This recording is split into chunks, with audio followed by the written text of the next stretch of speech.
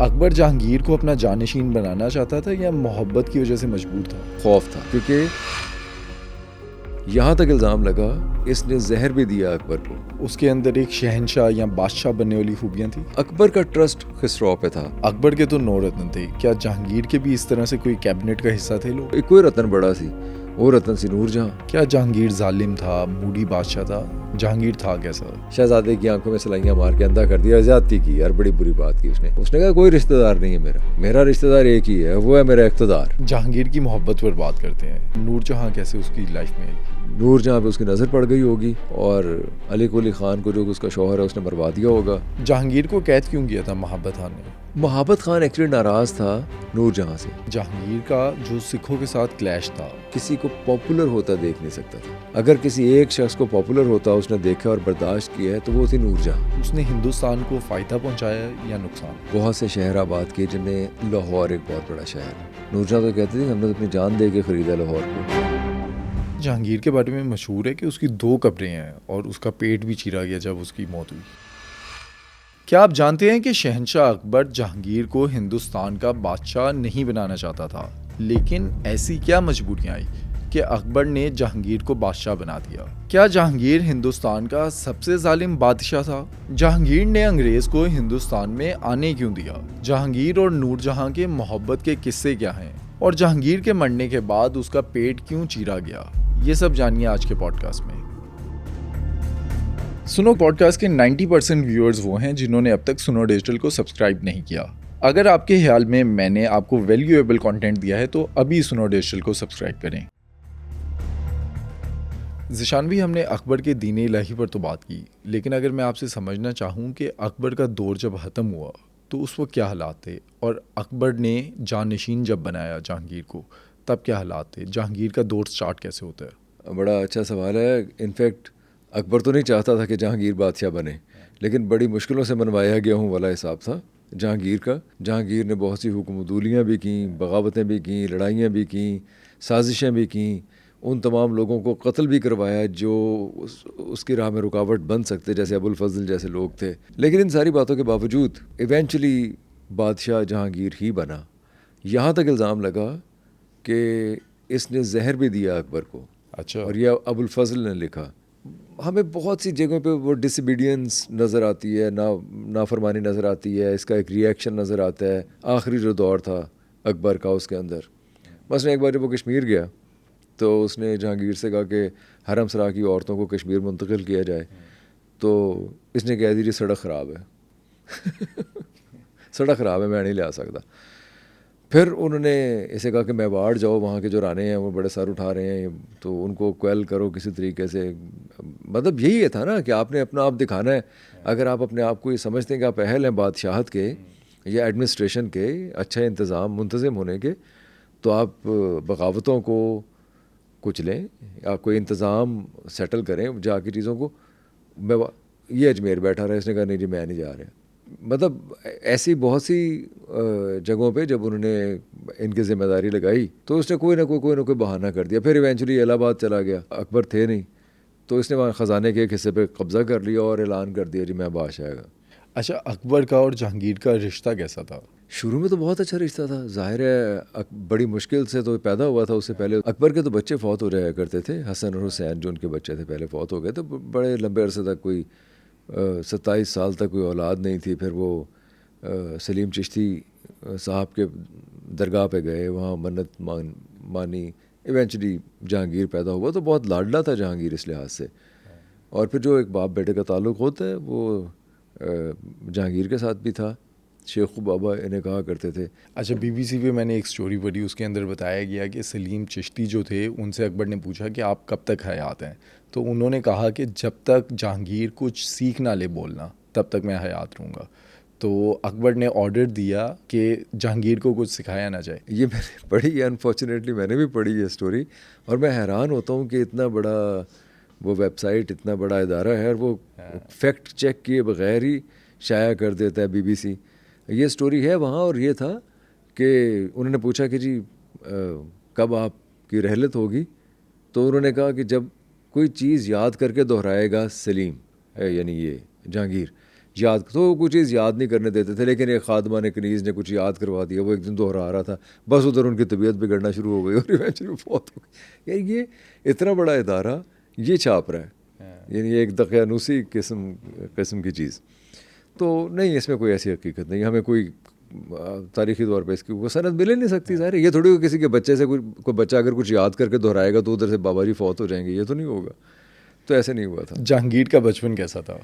جہانگیر بہت لاڈلا تھا، بہت لاڈلا تھا، بہت محبت میری اور لاڈ پیار میں بگڑا ہوا بھی تھا، جیسے کہ بہت زیادہ لاڈ پیار سے بچے بگڑتے ہیں. لیکن اس کے باوجود ایک چیز تھی کہ اس بہت ہی اس لحاظ سے پرومسکس چائلڈ تھا کہ وہ جیسے اکبر پڑھا لکھا نہیں تھا لیکن آرٹ کو پیٹرنائز کرتا تھا. جہانگیر نے شروع ہی سے آرٹ کے لیے بہت زیادہ ایکیوٹ سینس ڈیولپ کی ہوئی تھی. جیسے تصویر کشی ہم آگے جا کے اگر بات کریں گے اس کی آرٹسٹک آئے کی، تو جہانگیر کی آرٹسٹک آئے مغلوں میں میرا خیال ہے کہ سب سے زیادہ اچھی تھی. اور پھر کہ وہ شروع سے شکار کا شوقین. دیکھیے، اگر آپ اچھے گھڑ سوار نہیں ہیں، اگر آپ اچھے تیر انداز نہیں ہیں، اگر آپ اچھی تلوار بازی نہیں کر سکتے، اگر آپ بہادر نہیں ہیں، اگر آپ اپنے آپ کو موت کے منہ میں ڈال کے کوئی ایڈونچر نہیں کر سکتے، تو ظاہر ہے آپ کو بہت بڑے جنگجو نہیں بن سکتے. جہانگیر کے پہ یہ الزامات تو لگتے ہیں شراب اور یہ وہ سب، لیکن ان ساری باتوں کے باوجود اس میں یہ ساری خوبیاں تھیں. اس نے جب شیر کا شکار کرتے ہوئے اس کی آنکھ میں تیر مار کے مار دیا تھا، تو یہ بہت بڑا واقعہ ہے جو کہ ہمیں وہ پینٹنگز میں نظر آتا ہے. پھر اس نے پیچھے سے شیر کے حملے کو جیسے روکا اور پلٹ کے وار کیا اور شیر کو مار دیا. مطلب شیر کا شکار کرنا کوئی عام بات تو نہیں ہے، ظاہر ہے کسی بہت بڑے جنگجو کی بات ہے. تو یہ ساری باتیں، یہ باتیں جہانگیر کے اندر تھیں. پھر نور جہاں کے ساتھ شادی کرنا، اور یہ بھی ایک رومانٹک سٹریک بھی تھی اس کے اندر بہت زیادہ. پڑھا لکھا تھا؟ بنیادی تعلیم تو حاصل کی ہوئی تھی، پڑھا لکھا تھا. کیونکہ ہم دیکھتے ہیں کہ مہاراجہ رنجیت سنگھ بھی نہیں پڑھے، جو اکبر تھا وہ بھی جنگجو تھا، اسے پڑھنے کا شوق نہیں تھا، وہ کہتا تھا بس گھڑ سواری یا تلوار بازی کرنی ہے. نہیں، جہانگیر پڑھا لکھا تھا، بلکہ تو اس کے جہانگیری جس طرح وہ لکھتے ہیں اس میں بہت سے ایک بڑی تاریخی سند حاصل ہے اس کتاب کو. یہ اور بات ہے کہ وہ تھوڑا روڈ تھا. ہمیں نظر آتا ہے، یا کم از کم مورخین یہ بتاتے ہیں کہ جہانگیر جو اس زمانے کے مذہبی رہنما تھے یا پیشوا تھے یا مذہبی یا برگزیدہ جو لوگ تھے، وہ ان کے بارے میں جب کلام کرتا ہے، بات کرتا ہے، ایون تو اس کے جہانگیری میں بھی جب کرتا ہے تو تھوڑی بدتمیزی اور گستاخی کے ساتھ کرتا ہے. وہ ہم نے دیکھا اس نے ارجن دیو جی کے ساتھ بھی یہ رویہ اپنایا. پھر اسلام کے جو کچھ مذہبی اسکالرس ہیں ان کے حوالے سے بھی اس کی یہ باتیں ہمارے سامنے آتی. اچھا، ہم دیکھتے ہیں کہ اکبر کے جو بچے تھے ان سب میں شراب کی لت تھی. 2 بچے تو شراب کی وجہ سے اس دنیا سے بھی گئے. جہانگیر کو شراب کی لت کیسے لگی؟ شراب، دیکھیے ہمارے یہ آج کے پاکستان میں بیٹھ کے یہ سوال کرنا تھوڑا نیچرل ہے، کیونکہ یہاں بہت عرصہ ہوا شراب پہ پابندی باقاعدہ لگی ہوئی ہے اور لوگ نہیں پیتے، وہ کنڈیشنڈ ایسے ہو گئے ہیں. لیکن اس زمانے میں تو شراب ایک مشروب تھا، جیسے آپ عام مشروب پیتے ہیں. اب یہ ڈپینڈ کرتا ہے کہ جیسے جہانگیر کو یہ قلق تھا کہ شاہ جہان بہت 24 برس کا ہو گیا اور شراب نہیں پیتا. مطلب اگر کوئی شراب بچہ نہیں پیتا تھا اس کے بارے میں خیال کیا جاتا تھا کہ یار اس کا ٹیسٹ بڈز ڈیولپ نہیں ہوئے. پھر تشویش ہوتی تھی ماں باپ کو کہ یار کچھ کرتا نہیں. تو جہانگیر کے بارے میں ایسا نہیں تھا، جہانگیر سب کچھ کرتا تھا. اکبر پیتا تھا شراب؟ اکبر افیون کھاتا تھا، اور جس دن اس کی ماں کی وفات ہوئی ہے تو اس کا سب سے بڑا اظہار یہ تھا کہ اس دن اس نے افیون نہیں کھائی تھی. ہمایوں جو تھا وہ افیون ہی کھا کے سیڑھیاں اتر رہا تھا نا جب اسے اذان کی آواز سنائی دی، اور اس کا دل یہ چاہا اور اس کے تخیل نے اسے یہ بتایا کہ وہ اسے سجدے میں چلے جانا چاہیے، تو پوڑیاں جی سجدے چلا گیا، تو آ کے تھلے ڈگ گیا، تو متھا پاٹ گئے، صاحب گئے. تو by the standards of Mughal era Jahangir ایک بہت ہی نارمل، پرومسکوس اور ایجائل بچہ تھا. اچھا. جو سب کچھ کرتا تھا. تمام جو آج کے زمانے میں جنہیں ہم علتیں کہتے ہیں وہ تمام علتیں یا خوبیاں اس کے اندر موجود تھیں. اس کے اندر ایک شہنشاہ یا بادشاہ بننے والی خوبیاں تھیں. وہ ایک بہت شریوڈ آدمی تھا، وہ بادشاہ بننا چاہتا تھا، بہت ایمبیشیس تھا، شروع ہی سے بہت ایمبیشیس تھا، اور اپنے بادشاہ بننے کے راستے میں آنے والی ہر رکاوٹ کو وہ راستے سے ہٹاتا گیا، چاہے اس کو قتل و غارت کرنی پڑی، ظلم ڈھانے پڑے، چاہے اپنی اولاد تھی، چاہے وہ کوئی اور انٹلیکچوئل تھے، کچھ بھی تھے. تو وہ میرٹ پہ بن سکتا تھا یا نہیں بن سکتا تھا؟ میں یہ سمجھتا ہوں کہ وہ بن سکتا تھا. اب کیونکہ دیکھیے تاریخ کو آپ انڈو نہیں کر سکتے. شہزادہ خسرو اگر بادشاہ بنتا تو ہندوستان کی تاریخ مختلف ہو سکتی تھی یا نہیں، یہ ہم حتمی طور پہ نہیں کہہ سکتے. اندازہ لگا سکتے ہیں. اندازہ لگا سکتے ہیں کیونکہ اکبر کا ٹرسٹ خسرو پہ تھا. لیکن مسئلہ پھر وہی ہے، خسرو کو کوئی علت نہیں تھی جسے ہم علت کہہ رہے ہیں. مطلب وہ شراب بھی نہیں پیتا تھا اور بہت مہذب آدمی تھا، بہت ہیومین تھا، بہت کمپیشنیٹ تھا. وہ ایک ہندو، اس کی والدہ ایک راجپوت خاندان سے تھیں اور پیدا بھی لاہور میں ہوا تھا خسرو. لیکن مسئلہ ہے کہ کمپیشنیٹ ہونا، ہیومین ہونا، زیرک ہونا، تھوڑی لیٹ بیک اپروچ رکھنا، تھوڑا ڈیسیجن کو پرکھ کے کرنا، یہ تو انٹلیکچوئلس کی نشانی ہے، یہ بادشاہوں کی نشانیاں نہیں ہیں. آپ ان خوبیوں کے ساتھ ضروری نہیں کہ بہت اچھے بادشاہ بھی بن سکتے. اس زمانے کے اعتبار سے جہانگیر نے جہاں جہاں بھی بغاوتیں ہوئی ہیں، چاہے وہ میواڑ تھا، چاہے وہ نگر پور تھا، اس نے فوری طور پہ اپنے بہت اچھے ڈیسیجن کیے ہیں کہ کس کو کہاں بھیجنا ہے بغاوت کو کچلنے کے لیے، اور تمام بغاوتوں کو کچلا ہے. بلکہ جو جنوبی ہندوستان ہے وہاں تو بغاوت کچلی اور پھر بغاوت کھڑی ہو گئی. اس نے دوبارہ پھر جا کے اس کو کچلنے کے لیے بھیجا. اور زیادہ تر ہم دیکھتے ہیں کہ اس نے شاہ جہان کے ذریعے کیا، خرم کے ذریعے. اچھا. جو پھر آگے جو ٹیکنیک تھی وہ ایک علیحدہ بحث ہے اس کے اوپر. اکبر جہانگیر کو اپنا جانشین بنانا چاہتا تھا یا محبت کی وجہ سے مجبور تھا؟ میرا خیال ہے نہ محبت کی وجہ سے اور نہ اپنی خواہش تھی اس کی، دونوں باتیں نہیں تھیں. وہ خوف تھا جس کی وجہ سے مجبور ہو گیا تھا بنانے کے لیے. کیونکہ سلیم، میں نے بتایا، بہت شرور تھا.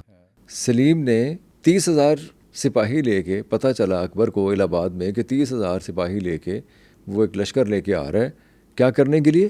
معافی مانگنے کے لیے. کس چیز کی؟ میں آپ کے قدموں میں سر رکھنا چاہتا ہوں، معافی مانگنا چاہتا ہوں. تو 30,000 کا لشکر لے کے آ رہا، تم 30,000 بندہ کی کرنا ہے، تو معافی مانگنی ہے.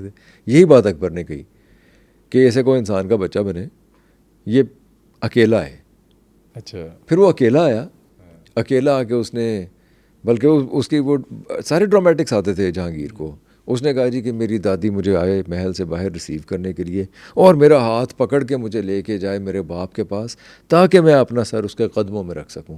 وہ دادی آئی حمیدہ بانو بیگم، وہ اس کو لے کے گئیں، جا کے اس کے اکبر کے قدموں میں اس کا سر رکھوایا کہ میں ابا جی فلاں.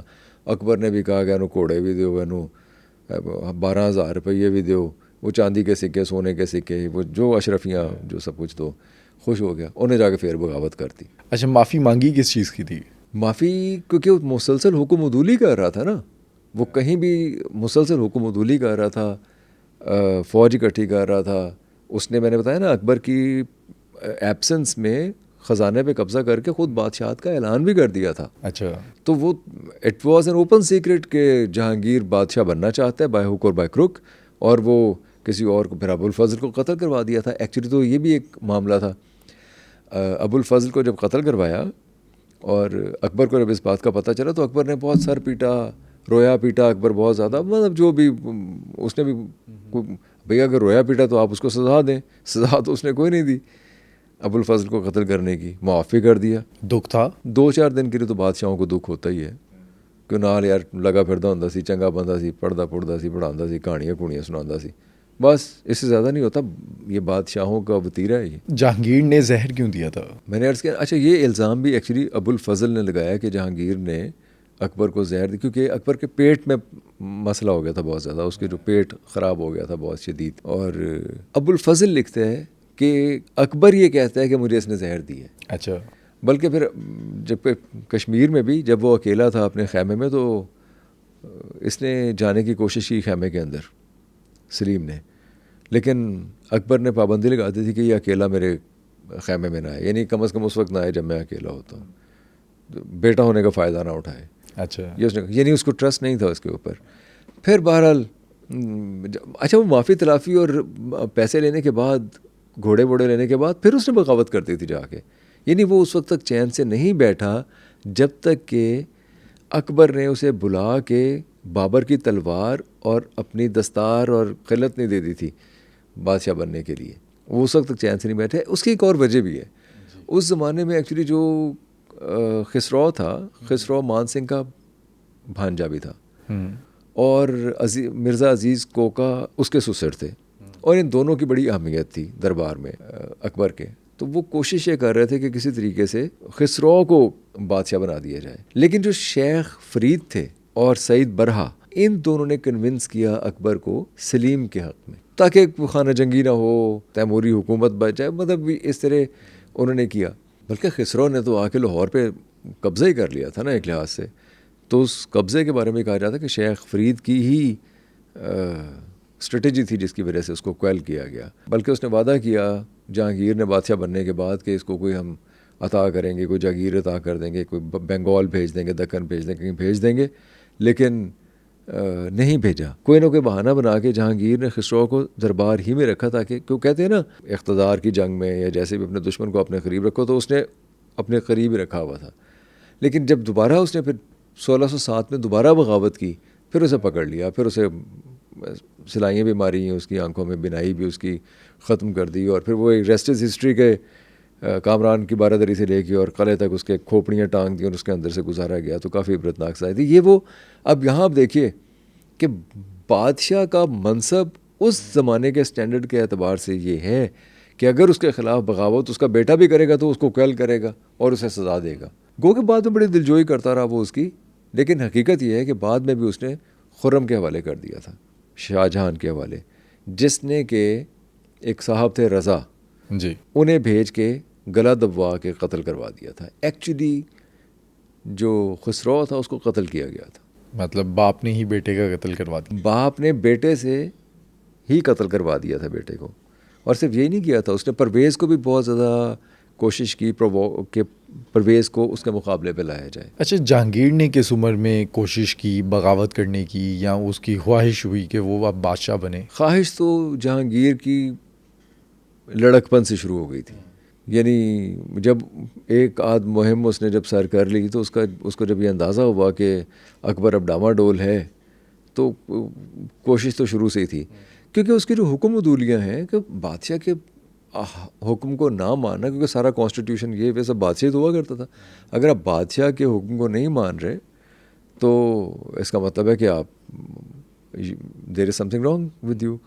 تو وہ تھا جہانگیر کے ساتھ. تو جہانگیر میرا خیال ہے پچھلے 36 برس کی عمر میں وہ حکمران بنے, تو 10-12 سال سے تو مسلسل یہ کوششیں کر رہا تھا کہ کسی طریقے سے اکبر کو راستے سے ہٹا دیا جائے. جہانگیر نے جب اقتدار سنبھالا, بادشاہت سٹارٹ کی اپنی, اس ٹائم پہ جو مغلیہ سلطنت تھی اس کی کیا پوزیشن تھی؟ مغلیہ سلطنت کے بڑے عجیب و غریب حال تھے. اچھا, ایک تو یہ کہ بغاوتیں بہرحال ہر طرف جنم لے رہی تھیں.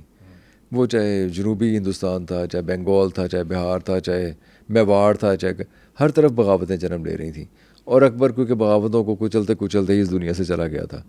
پھر ایک جو دین الہی تھا اکبر کا, اس دین الہی کے خلاف کچھ ایسے لوگ تھے جنہیں اکبر نے اٹھوا کے جیل میں پھینکوا دیا تھا. اچھا, جن میں فرید خان کا نام آتا ہے, رستم کا نام آتا ہے, کچھ اور لوگ ہیں جنہیں اٹھا کے انہوں نے پھینکوا دیا تھا. بلکہ یہ کہا جاتا ہے کہ جب جہانگیر حکمران بنا تو اسے کہا گیا کہ آپ ان لوگوں کو بلوائیں. تو ان لوگوں کو بلوایا گیا. رستم اس وقت تھوڑا ایک نوعمر لڑکا تھا, جبکہ فرید خان ایک اچھا خاصا جنگجو تھا. تو انہیں معاف کیا گیا. انہیں معاف کر کے ان کا ٹرسٹ حاصل کیا گیا.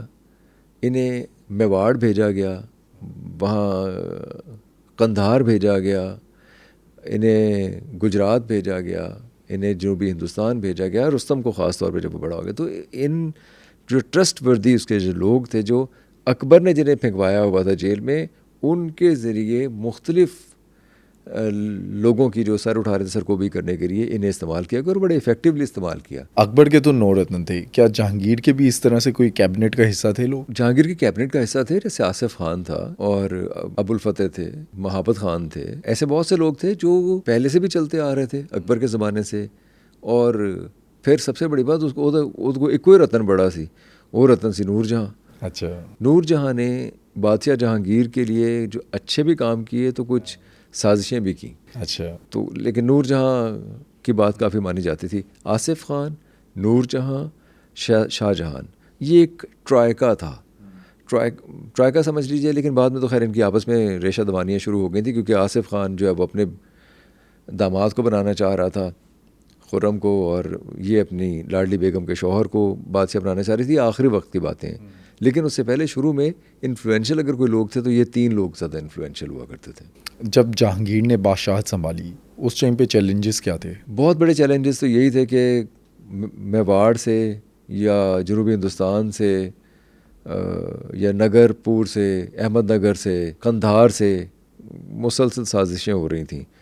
ایک یہ تھا کہ جو ایران کے شاہ عباس ہیں وہ بہت چالاکیاں کرتے تھے. وہ قندھار، کیونکہ 14,000 اونٹ وہاں سے گزرا کرتے تھے سامان لے کے. قندھار بہت امپورٹنٹ تھا ان کے لیے، مغلوں کے لیے بھی بہت امپورٹنٹ تھا اور ایران کے لیے بھی بہت امپورٹنٹ تھا. اور اس ٹائم پہ چیلنجز کیا تھے؟ وہ چیلنج یہ تھے کہ جو شاہ عباس تھے ایران کے، وہ وہاں قبضہ کرنا چاہتے تھے. وہ وہاں بغاوتوں کو پرووک بھی کرتے تھے، سپورٹ بھی کرتے تھے. لیکن اس نے وہاں جا کے کویل کیا، اس بغاوت کو کویل کیا. تو شاہ عباس نے کہا او ہو غلطی ہو گئی، ہم تو یہ نہیں چاہ رہے تھے کہ یہ کہہ جائے. لیکن وہ ان کی طرف سے ایک ٹیکٹک تھا، کیونکہ کچھ عرصے بعد دوبارہ پھر انہوں نے قندھار پہ انہیں مصیبت ڈالے رکھی. تو یہ سارے چیلنجز تھے. سپاہ گری کے چیلنجز تھے، یا امن کے چیلنجز تھے، یا جغرافیکل جو چیلنجز تھے یہ درپیش تھے. جو ان ہاؤس یا جو اندر جو دربار کے اندر جو چیلنجز تھے جہانگیر کو، ان میں زیادہ تر یہی تھا کہ انگریز آ رہے تھے اچھا پرتگالیوں کے خلاف. وہ پورچگیز کو نکالنا چاہتے تھے. تھامس ٹرو کے بارے میں بہت لکھا جاتا ہے کہ تھامس ٹرو وہاں تھے. ان کے علاوہ ہاکنز تھے جو دربار کے اندر بیٹھے رہتے تھے، جو جہانگیر کے ساتھ ہی رہتے تھے. اگر کہیں قافلہ موو کیا تو وہ انگریز بھی نال ہی جا رہے ہیں، کیونکہ انہوں نے جا کے وہ کہانیاں ڈالنی ہوتی تھی بادشاہ کو. پھر جہانگیر کو یہ نظر آ رہا تھا کہ کچھ غیر ملکی قوتیں اس کو سپورٹ کرنے کی آڑ میں ہندوستان میں قدم جمائیں گی.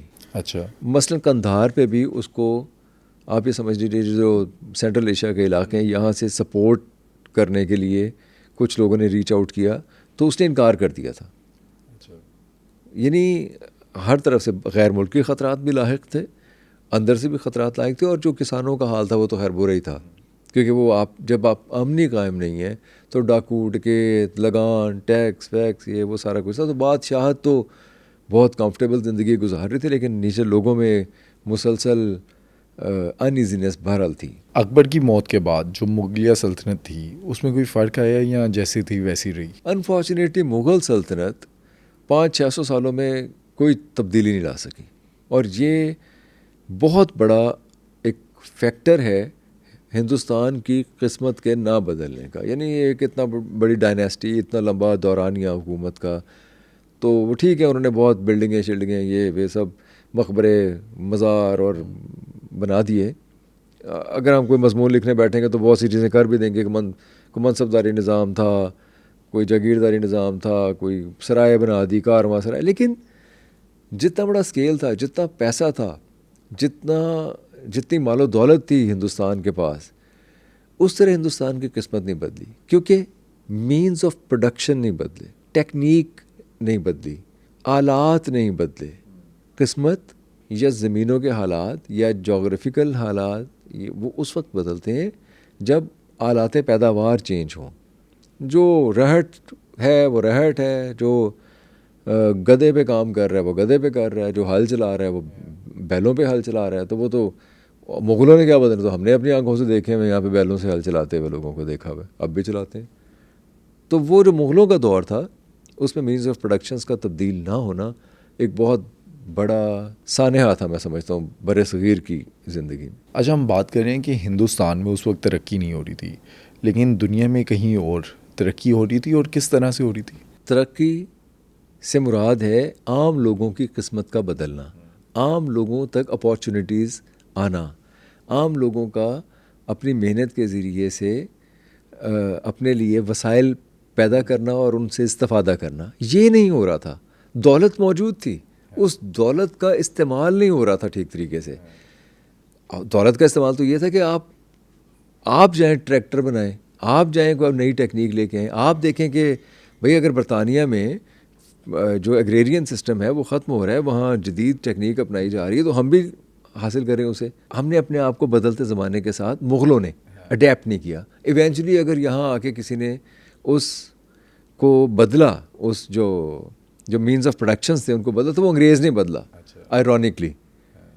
گو کہ اس نے نوآبادیاتی استحصال کے لیے بدلا, اس نے کوئی ہماری محبت میں نہیں بدلا, لیکن بدلا انگریز نہیں. اچھا, اگر ہم بات کریں جہانگیر کی, جہانگیر کا سائیکو انالیسس کرتے ہیں, کیا جہانگیر ظالم تھا, موڈی بادشاہ تھا, جہانگیر تھا کیسا؟ جہانگیر بادشاہ تھا. ہر بادشاہ ظالم ہوتا ہے, ہر بادشاہ اپنے اقتدار کو دوام بخشنے کے لیے, اپنے اقتدار کی سیکیورٹی کے لیے, اقتدار کی سیکیورٹی کے, لوگوں کی سیکیورٹی کے لیے نہیں, اپنے اقتدار کی سیکیورٹی کے لیے, اپنے عیاشیوں کے لیے وہ ظلم بھی کرتا ہے. وہ ظلم کس کی نظر میں ہوتا ہے؟ وہ عوام کی نظر میں ہوتا ہے. پھر وہ جسے نیچے کہتے ہیں سلیو موریلٹی, وہ بیچارے وہ ان لوگوں کی جو پسا ہوا طبقہ ہوتا ہے, جو کمزور لوگ ہوتے ہیں, جو اس کا مقابلہ نہیں کر پا رہے ہوتے, یا مقابلہ کرنا نہیں چاہ رہے ہوتے, یا اس کے خلاف اٹھ کھڑے نہیں ہونا چاہ رہے ہوتے, یہ ان کے لیے کہ نہیں یار یہ بڑا ظلم کیا, اس نے فلاں کو قتل کر دیا, یار اس نے اپنے شہزادے کی آنکھوں میں سلائیاں مار کے اندھا کر دیا, زیادتی کی, یار بڑی بری بات کی اس نے. لیکن وہ تو جب آپ بادشاہ کے نقطہ نظر سے دیکھیں گے, اس کے شو میں جا کے دیکھیں گے, تو وہ تو اس نے کہا کوئی رشتہ دار نہیں ہے میرا رشتہ دار ایک ہی ہے, وہ ہے میرا اقتدار. بادشاہت نام ہے اس چیز کا. اگر ڈیموکریسی میں, چاہے وہ پارلیمانی لنگڑی لوری جیسی بھی ڈیموکریسی ہے, اس کا یہی تو ایک خاصہ ہے کہ اس میں یہ ہوتا ہے کہ نہیں یار ہم 500 لوگ یا 1000 لوگ یا 10 لاکھ لوگ آپ کے حق میں نہیں ہیں, آپ جائیں تو آپ کو جانا پڑے گا. بس یہ ایک تھوڑا فرق ہے بادشاہت کا جمہوریت سے. وہ بادشاہت ہے, اس نے اپنے دوام بخشنے کے لیے اپنے اقتدار کو قتل و غارت بھی کرنی ہے, ظلم بھی کرنا ہے, بغاوتوں کو بھی کچلنا ہے, اس نے لوگوں کو بھوکا بھی رکھنا ہے, اس نے لوگوں کی محنت کی کمائی سے جنگیں بھی لڑنی ہیں, اس نے لوگوں کے بچوں کو محروم اور مجبور رکھ کے اپنی جے کار بھی کروانی ہے. یہ بعد میں شاہ جہاں نے چینج کیا تھا. جہانگیر کے زمانے میں لوگ آ کے سجدہ کیا کرتے تھے, بلکہ شاہ جہان کے دور میں آ کے پھر اس نے کہا نہیں یار یہ سجدہ نہیں, تسی ذرا اور کوئی کام کرو. تو وہ لوگوں نے فیصلہ کیا جی ہم پھر جھک کے جو ہے وہ گزرا کریں گے, یا جھک کے جایا کریں گے, بو کیا کریں گے. پھر ایونچولی یہ طے پایا کہ بس اتنا ہوگا کہ آپ نے کمر کو تھوڑا سا خم دینا اور 4 فرشی سلام کرنے, تو بس پیٹھ ہماری طرف کیے بغیر نکلتے جائیں. تو یہ طے پا گیا تھا. ادروائز وہ سجدے ہوا کرتے تھے بادشاہ کو, ذل سبحانی کو. اور یہ اکبر کے دور سے سٹارٹ ہوا تھا. یہ ہندوستان کی روایت میں پہلے سے چلتا آ رہا تھا. بلکہ اس میں آپ کو بتاؤں کہ الیگزینڈر کی جو لڑائی ہوئی تھی کریٹس کے ساتھ, جو اس کا ایک جرنیل تھا جس کو اس نے مار دیا تھا, شراب پی ہوئی تھی الیگزینڈر نے بھی. تو لڑائی اس بات پہ ہوئی کہ اس نے کہا کہ تم یہ جو ایسٹرنز ہیں, یہ جو مشرقی لوگ ہیں, ان کی طرح اپنے آپ کو بادشاہ کیوں بنا رہے ہو, کہ کیوں سجدے بجدے کیوں اس نے کروانے شروع کر دیے تھے. نے دیکھا بھی کیوں نہیں سجدے کرانے شروع کرتے تھے الیگزینڈر نے. وہ سیاڑا بیڑا بندہ سی, یورپ سے جب وہ آیا تو اچھا خاصا تھا, لیکن یہاں آ کے اس نے بھی سجدے کروانے شروع کر دیے. جس پہ اس کی لڑائی ہوئی کریٹس کے ساتھ, تو اس لڑائی میں اس نے اس کو پہلے سیب مارا, وہ نہیں لگا, بعد میں اس نے چھری مار دی. ہم مہاراجہ کے دور میں دیکھتے ہیں اس میں بھی سجدے ہوتے تھے. نہیں, مہاراجہ کا دور تو ایک بہت بعد میں آیا مغلوں کے. ظاہر اب یہ جہانگیر, یہ شاہ جہان کے دور سے بدل گئی تھیں چیزیں, شاہ جہاں کے دور سے بدل گئی تھیں. جہانگیر کے دور سے مہاراجہ کا دور تو کئی 100 سال کا فرق ہے نا. اور پھر مہاراجہ ایک بالکل ہی ڈفرینٹ اپروچ ہے. مہاراجہ تو دربار کے بھی حق میں نہیں تھے, مہاراجہ تو اس طرح کی محفلیں سجانے کے بھی حق میں نہیں تھے کہ جیسے ایک جو بادشاہ نہ تعریفیں, نہ کوئی القابات, نہ وہ اپنے ساتھ نام کے ساتھ نہیں لگوایا کرتے تھے. بلکہ انہوں نے جو سکہ بھی جاری کیا, اس سکے کے اوپر بھی اپنا نام نہیں لکھوایا انہوں نے. ان کے ہاں تو یہ چیز تھی ہی نہیں مہاراجہ رنجیت سنگھ کے. حالانکہ ہونا ہی چاہیے تھا کہ جو ہندوستان کی روایت تھی, جو نیچے سے اٹھ کے آیا ہے. ہمارے ہاں ایک کلچر ہے نا, ہم کسی جاگیردار کو دیکھ کر ویسے کالف والے کپڑے تے اچھی گڈی تے آکڑ, ہم یہ چاہ رہے ہوتے ہیں نا. ہونا تو یہ چاہیے تھا کہ مہاراجہ کو ان ساری محرومیاں ہوتی اور وہ سب کچھ کرتا, لیکن مہاراجہ نے نہیں کیا, کیونکہ وہ اس کو ان چیزوں کی ضرورت نہیں تھی. وہ یہ سب کچھ ایک تو دیکھ چکا تھا, کیونکہ اس کا باپ وہ, پھر دوسرا وہ ہی واز اے جنگجو through and through. Maharaja was a different person. اگر ہم اس کا جو سائیکو انالیسس کرتے ہیں تو وہ ہمیں بہت بڑا آدمی تھا رنجیت سنگھ. اچھا، اگر جہانگیر کی ہم ظلم کی کہانیاں دیکھیں، کس کس طرح کے ظلم کیے جو آج بھی تاریخ میں لکھے ہوئے ہیں؟ میں پھر یہ کہوں گا کہ جس کو ہم ظلم کہتے ہیں اس کو جہانگیر ظلم نہیں کہتا. وہ اسے انصاف کہتا تھا. وہ یہ کہتا تھا کہ میں بادشاہ ہوں, میرے اقتدار کو چیلنج کوئی نہیں کر سکتا. میں بادشاہ ہوں, مجھے حق حاصل ہے کہ میں جب تک چاہوں دوام بخشوں اپنے اقتدار کو. جب میرا جی چاہے گا میں کسی کو دے دوں گا اقتدار. یہ صرف جہانگیر ہی نہیں تھا, یہ تو جو ہمیں برطانیہ کے اندر جو بادشاہتیں نظر آتی ہیں وہ بھی ایسے ہی تھے. ہمیں جو زار شاہی روس نظر آتے ہیں وہ بھی ایسے ہی تھے. انگلینڈ کے اندر 3 ایسے بادشاہ آئے ہیں, انگلینڈ میں انگریزی بولی جاتی ہے نا, 3 ایسے بادشاہ ہیں جنہیں انگریزی نہیں آتی تھی. اچھا. George 1, George 2, George 3.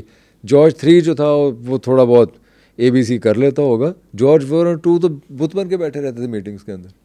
انہیں انگریزی آتی نہیں تھی کیونکہ وہ تو ہینوور سے یا جرمنی سے, کیونکہ بادشاہ اب بادشاہ یا کوئین فوت ہو گئی تو اس کا کوئی نہ کوئی بیٹا نہیں ہے تو کسی کو لانا ہے اٹھا کے, تو وہاں سے لے کے آئے تھے ان کو کہ سر آؤ تسی آ کے بادشاہ بنو ساڈے. اس کو بولنا بھی نہیں آتا تھا. George 1 and George 2 and George 3 ان کو انگریزی نہیں آتی تھی لیکن وہ انگلینڈ کے بادشاہ تھے. یہ بھی ہوتا رہا ہے.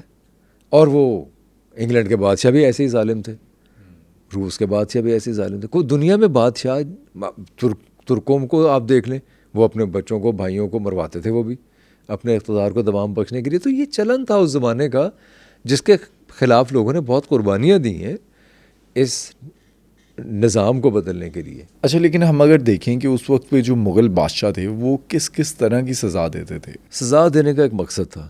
وہ مقصد یہ تھا کہ عبرت پکڑیں باقی لوگ. کی دہائی میں سرعام پھانسیاں ہوا کرتی تھیں, لوگ پھانسی دیکھنے جایا کرتے تھے. کتنا وہ ان ہیومن ایکٹ ہے, لیکن وہ کیوں تھا؟ تاکہ لوگ عبرت حاصل کریں. یہ جو یونانی المیہ ہے, جو ٹریجڈی ہے, اس میں ٹریجڈی دکھانے کا مقصد یہ ہوا کرتا تھا یونانی ڈرامہ نگاروں کا کہ جو لوگ ہیں جب وہ جا کے دیکھیں اس ٹریجڈی کو تو وہ پٹی اینڈ فیئر کے جذبات سے مغلوب ہوں اور ریلیکس ہو جائیں. جو بادشاہ تھے ان کا مقصد تھا عبرت ناک سزائیں دینا تاکہ بہت سو کو نہ دی جا سکیں. پولیس کا یا کوئی ایسا نظام تو نہیں تھا کہ جو بہت ہی کمیون, چھوٹے سے چھوٹے کمیون تک ہو, اس لیے آپ نے کسی ایک کو عبرت کا نشانہ بنا. جیسے جہانگیر نے درخت کاٹنے پہ ایک شخص کا انگوٹھا کٹوا دیا. اچھا. پھر کسی نے بوسہ لیا, ایک کنیز نے خواجہ سرا کا بوسہ لیا. اب یہ حرم کے, میں اس کو جسٹیفائی نہیں کر رہا, یہ بہت ہی بری بات ہے. اس نے اس کنیز کو زندہ گاڑ دیا زمین کے اندر, کافی دیر تک گاڑے رکھا, سر باہر رکھا, باقی مٹی میں ڈال دیا اس کو صرف بوسہ لینے پہ. لیکن اب مسئلہ ہے کہ اس کا بوسہ لینا تحریک دے سکتا تھا بہت سی ان کنیزوں کو جس کی باری نہیں آتی تھی جہانگیر صاحب کے پاس جانے کے لیے, یا جو شاید جنسی طور پہ فرسٹریٹڈ فیل کرتی ہوں, یا ہو سکتا ہے وہ اپنے محبت کا اظہار وہ بھی. تو میں نے پھر بتایا نا کہ بادشاہ مطلق العنان حکمران اپنی مرضی مسلط کرے گا, ایک شخص اپنی مرضی مسلط کرے گا, یہی بادشاہت ہے. تو اس طرح کی سزائیں ہوا کرتی. جیسے ایک شخص آیا, اس نے پتہ چلا جی اس نے اپنے باپ کو قتل کیا, تو اس نے پھانسی کی سزا تو دینی تھی.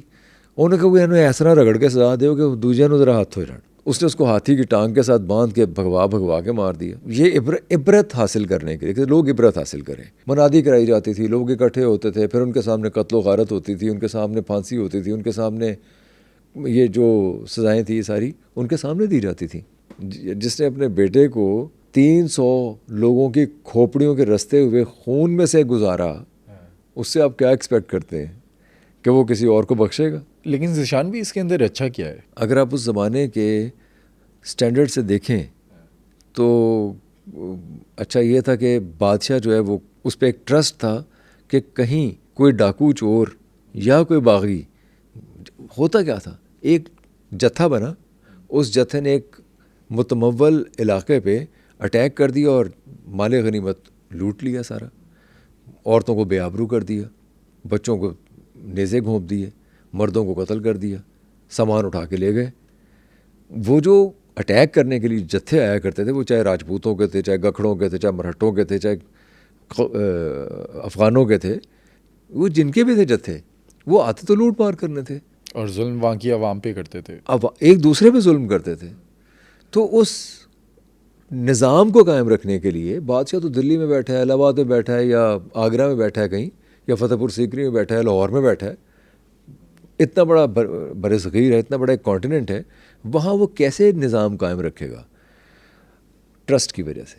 اگر وہاں کے لوگ اس کے اوپر یہ ٹرسٹ کریں گے کہ اگر حملہ ہوتا ہے تو بادشاہ کے پاس اتنی طاقت ہے کہ وہ اسے کویل کر سکے, یہ ٹرسٹ ہوگا تو وہ نظام قائم رہے گا, ادروائز کوئی بھی سر اٹھا لے گا. اور سر اٹھا لیا کرتے تھے.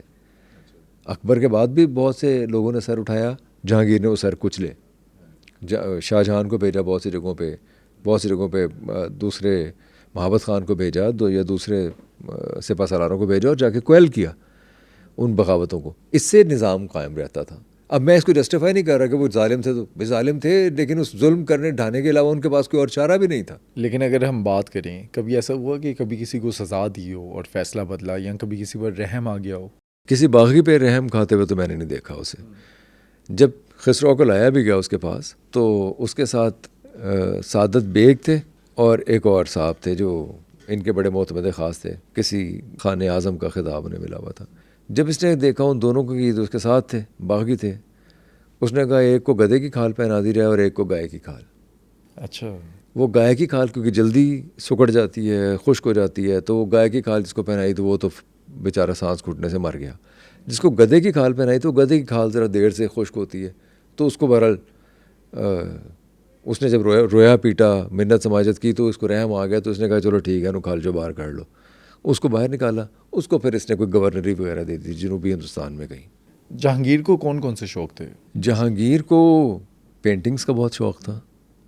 جہانگیر کے دور میں جو تصویر سازی ہے یا یہ جو مصوری ہے, یہ بہت پروان چڑھی. بلکہ میں تو یہ سمجھتا ہوں کہ جہانگیر کا یہ احسان ہے تاریخ پہ کہ اس نے بہت سی چیزوں کو, کیمرہ تو ہوتا نہیں تھا, وہ جب بھی کبھی کسی کوئی ایڈونچر کرنے کے لیے جایا کرتا تھا, کسی خاص جانور کو دیکھ لیا کرتا تھا یا کسی خاص پرندے کو دیکھ لیا کرتا تھا, تو وہ اپنے پینٹرز کو ساتھ رکھتا تھا ہمیشہ. منوہر داس اور دولت اور عنایت, یہ سب لوگ اس کے پینٹرز تھے, یا بھوشن داس, ان سب لوگوں کو ساتھ رکھا کرتا تھا مختلف جگہوں پہ, اور ان سے ان کی کیپیبلٹی کے مطابق وہ تصویریں بنوایا کرتا تھا. مثلاً اس کے سامنے ایک دفعہ مارخور کو لایا گیا.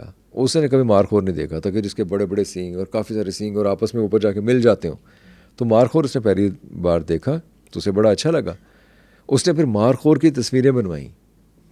اب تو ہمارے سامنے عام سی بات ہے نا, ہم لوگ ڈھونزار ادھر ادھر جاتے ہیں, جی بھی گلگت بلتستان, اور مارخور دیکھ لیتے ہیں. اس زمانے مارخور, تو اس نے مارخور پہلی بار مارخور کی تصویر جہانگیر نے بنوائی. پھر ایسے جنگلی پرندوں کی افزائش نسل کی اس نے, یعنی اس نے کوشش کی کہ میں دربار کے اندر ہی جنگلی پرندوں کو پالوں اور ان کی نسل کو آگے بڑھاؤں, یہ تھا. پھر ہمیں جو ہسٹری بھی ہے, جیسے قندھار, جیسے رامپور کے کتب خانے میں قندھار کا جو سفر ہے جہانگیر کا, وہ تصویری شکل میں سارے کا سارا موجود ہے. پھر نسخہ جو انگلستان ہے اس کے اندر ہم دیکھتے ہیں کہ اس زمانے کے جو مناظر فطرت ہیں, اس زمانے کے جو جانور ہیں, اس زمانے کے جو جو جو جنگ و جدل کے, جنگوں میں ساتھ نہیں رکھتا تھا, مطلب جنگ میں ساتھ ضرور ہوتے تھے لیکن وہ جنگوں کی تصویر سازی کرنے کے لیے نہیں تھا. وہ صرف اس لیے تھا کہ وہ اس ہسٹری کو ریکارڈ کر سکے کہ جو ایک بار کسی نے ایک پینٹنگ دی لا کے اور چیلنج کیا کہ اس پینٹنگ میں آپ بتائیں کہ کیا مطلب اس کو اینالائز کریں. تو اس نے یہ بتا دیا تھا کہ اس کی آنکھیں کس نے بنائی ہیں اور بھویں کس نے بنائی ہیں اور باقی شکل کس نے بنائی ہے. وہ پینٹرز کو اس حد تک جانتا تھا. یہ اس کی ایکیوٹ سینس تھی, ایستھیٹک سینس بہت ایکیوٹ تھی اس معاملے میں جہانگیر کی. Same is the case with مجسمہ, کہ وہ مجسمے کو بہت اچھے سے اینالائز کر لیا کرتا تھا. دوسرا اس کا شوق تھا شکار. اچھا, ویسے اس نے کتنے جانور شکار کیے تھے؟ تو اس کے جہانگیری میں تو انہوں نے لکھا ہوا تقریباً 28,523. یعنی اگر کسی کو شکار کرتا تھا تو آگے نوٹ بھی کرتا تھا. اور شیر کا شکار بہت دفعہ کیا ہے, اور شیر کا شکار شوق سے کرتا تھا. بلکہ جب اسے پتہ چلا کہ شیر کا جو پتا ہے وہ اس کے جگر میں ہوتا ہے تو بڑا حیران ہوا. اس نے کہا ایسے واسطے ہے, بڑا دلیر ہے. شیر, اور شیر کا شکار کرنے میں اس کو بڑی فرحت محسوس ہوتی تھی. اور یہ جو شکار وہ کر رہا ہوتا تھا تو نور جہاں بھی ساتھ ہوتی تھی شیر کا شکار کرنے میں یا کوئی بھی شکار کرنے میں. نور جہاں مطلب وہ بھی سپاہ گری میں اتنی طاقت تھی جیسے کہ جہانگیر تھا. اور اس کا تو پرانا جو شوہر تھا شیر افغان, اس کا تو نام بھی اسی لیے تو اس نے شیر کو مار دیا تھا, اسی لیے علی قلی خان نام تھا, لیکن شیر افغان کا خطاب اسے ملا تھا. جہانگیر کی محبت پر بات کرتے ہیں.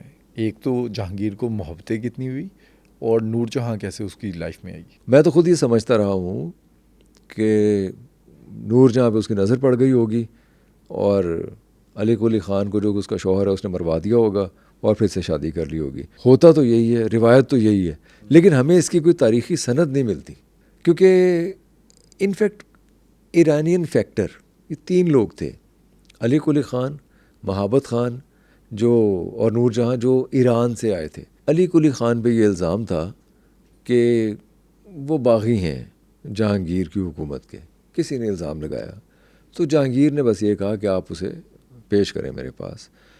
وہ جب پیش کرنے کا وقت آیا تو اس کی ایک مڈ بھیڑ ہو گئی ان لوگوں کے ساتھ جو اسے پکڑ کے لا رہے تھے. اس نے اس شخص کو جو کہ پکڑ کے لا رہا تھا, جس نے پکڑوایا تھا, جو اس پہ ضرب لگائی اور اس کے محافظوں نے اس کو مار دیا. ایسا ہونا تو نہیں چاہیے تھا. مسئلہ یہ ہے کہ اس وقت تک جہانگیر نور جہاں سے ملا نہیں تھا. اچھا, اس کے بعد ملا تھا؟ اس کے بعد ملا تھا. پھر نور جہاں کو اور لاڈلی بیگم کو لے آئے, حرم میں لے آئے یا دربار میں لے آئے پروٹیکٹ کرنے کی غرض سے. وہاں اس کی ملاقات نور جہاں سے ہوئی اور اس کے بعد نور جہاں سے جب ملاقات ہوئی تو پھر تو رہ گیا دیکھ کے. اس کے بعد نور جہاں اس کی بیوی بنی اور پھر ریسٹ از دا ہسٹری. تو ہمیں تاریخی سند نہیں ملتی. شیر افغان کا رول کیا تھا؟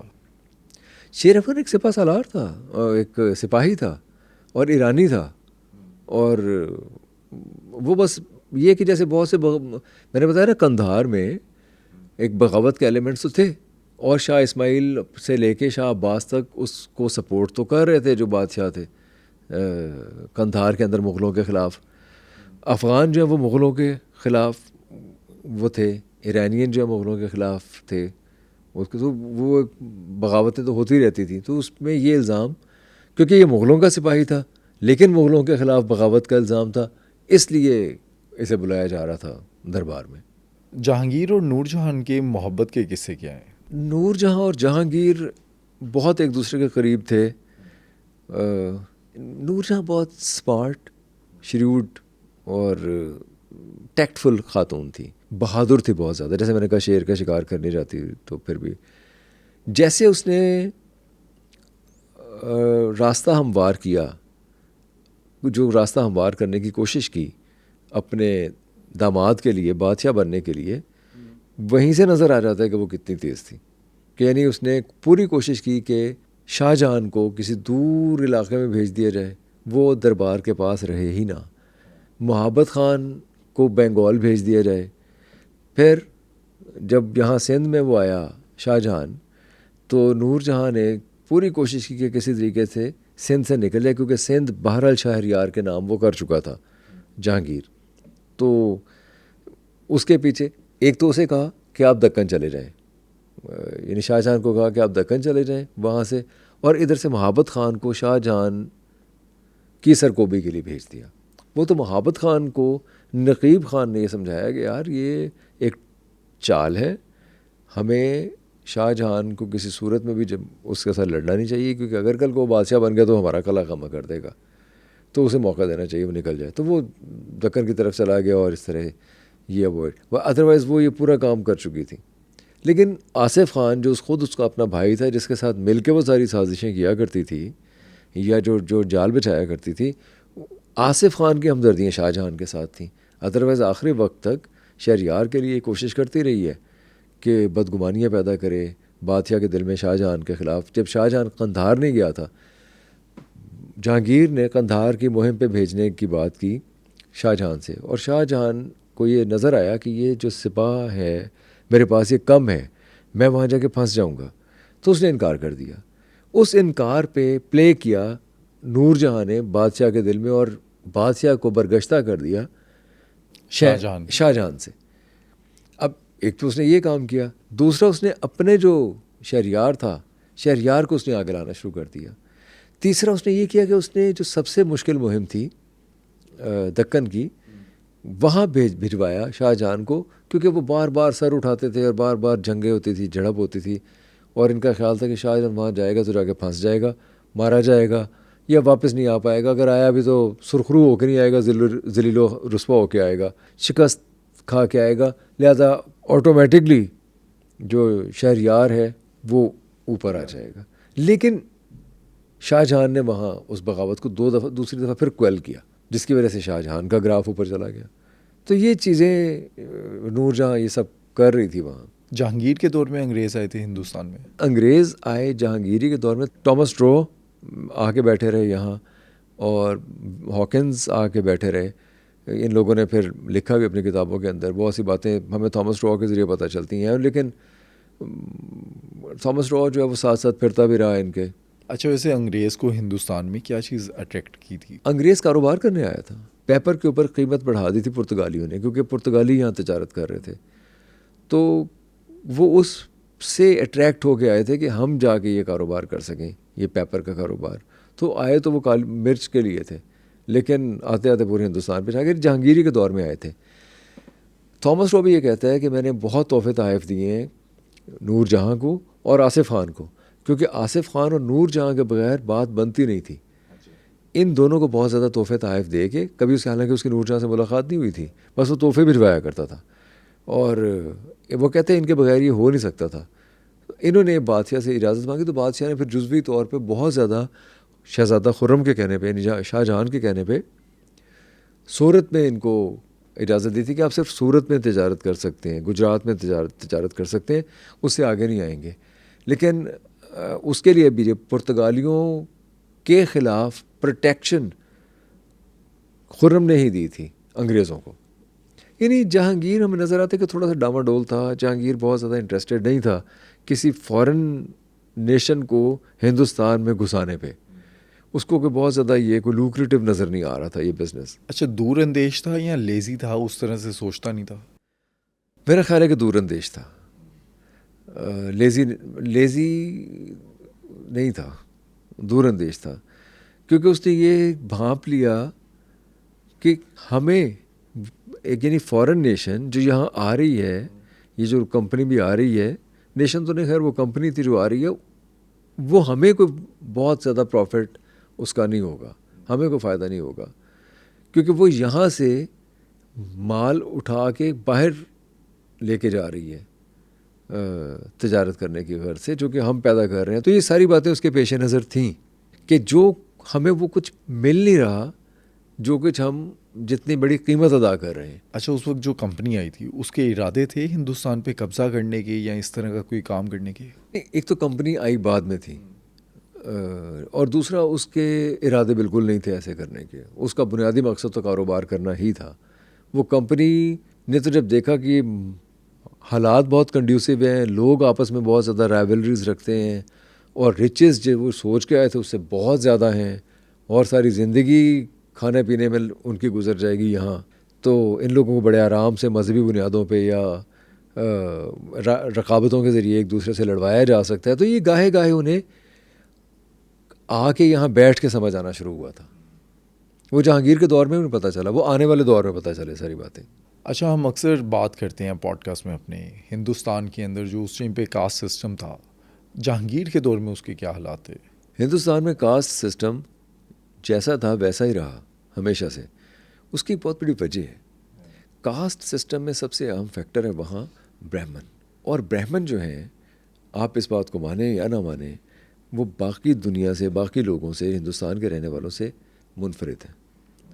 وہ سنسکرت انہیں آتی تھی, انہیں آتی ہے, انہوں نے اپنے تک رکھی. آج بھی برہمن جو ہیں وہ بہترین ٹیچرز ہیں. برہمن اپنے اصولوں کا پکا ہے. برہمن باہر شادی نہیں کرتا. برہمن اب مطلب اس زمانے میں تو بالکل یہ رواج نہیں تھا. تو برہمنوں نے وہ جو کاسٹ میں سب سے امپورٹنٹ فیکٹر ہے وہ ہے ہندو برہمن. برہمن نے اپنے آپ کو بہت زیادہ الوف, ڈفرینٹ رکھا ہوا تھا, اور وہ انٹلیکچوئل سائڈ تھی پورے ہندوستانی معاشرے کی, جو کہ آج بھی ہے انفیکٹ.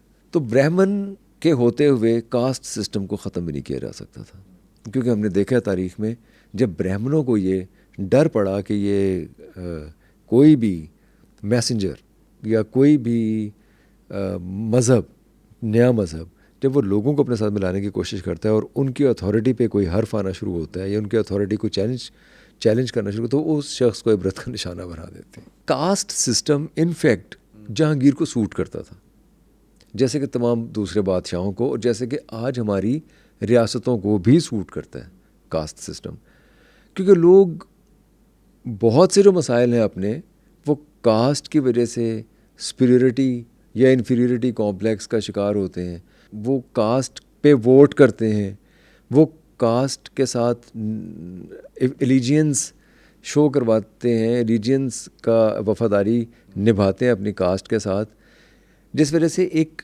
بہت بڑا گروپ وہ مختلف کاسٹ والوں کا آرام سے ٹیم کیا جا سکتا ہے، ان کے جذبات کو بڑے آرام سے چینلائز کیا جا سکتا ہے، جیسے جہانگیر اور اکبر دونوں نے کیا۔ انہوں نے ہندو خواتین میں جو شادیاں وادیاں کیں، اس کی وجہ سے ایک پوری کمیونٹی ان کے ساتھ کھڑی ہو گئی، ظاہر ہے اس لیے وہ جو کاسٹ سسٹم ہے اس کو بھی پروٹیکشن ملی، وہ کاسٹ سسٹم کو اس لیے اون کرتے ہیں۔ اگر بات کریں جہانگیر کا جو سکھوں کے ساتھ کلیش تھا، وہ کیا وجہ تھی؟ پھر وہی بات ہے کہ جہانگیر کا کلیش یہ تھا کہ اس کے مقابلے میں کوئی اتنا پاپولر نہ ہو کہ لوگ اس کی طرف کھینچے چلے جائیں۔ اچھا، اسے سکھ مت سے کوئی مسئلہ نہیں تھا؟ نہیں، سکھ مت سے اسے کوئی مسئلہ نہیں تھا، اسے ارجن دیو جی سے مسئلہ تھا، اسے ان تمام مسلم یا درویشوں یا انٹلیکچوئل سے مسئلہ تھا، مذہبی انٹلیکچوئل سے جو پاپولر تھے، کیونکہ جو زبان اس نے استعمال کی ہے ان کے خلاف، اس سے صاف نظر آتا ہے کہ وہ دراصل کسی کو پاپولر ہوتا دیکھ نہیں سکتا تھا۔ اگر کسی ایک شخص کو پاپولر ہوتا اس نے دیکھا اور برداشت کیا ہے تو وہ تھی نور جہاں، اس کے علاوہ کسی کو نہیں اس نے برداشت کیا۔ نور جہاں سے اسے کوئی مسئلے نہیں تھے؟ نہیں، نور جہاں سے مسئلہ کوئی، نور جہاں ایک تو اس کی بیوی تھی، پھر دوسرا یہ تھا کہ نور جہاں، میں نے عرض کیا نا، جو اہم فیصلے تھے وہ جہانگیر خود ہی کرتا تھا، وہ یہ نہیں تھا کہ نور جہاں فیصلے کر رہی تھی۔ تو مورخین اور ہمیں نظر آتا ہے کہ وہ لکھنے والے جو ہے نور جہاں کو ایک رومانٹیسائز کر کے پیش کرتے ہیں بہت زیادہ۔ جہانگیر کے دور میں کیا ہندوستان کے اندر کوئی نیا مذہب بھی بنا تھا؟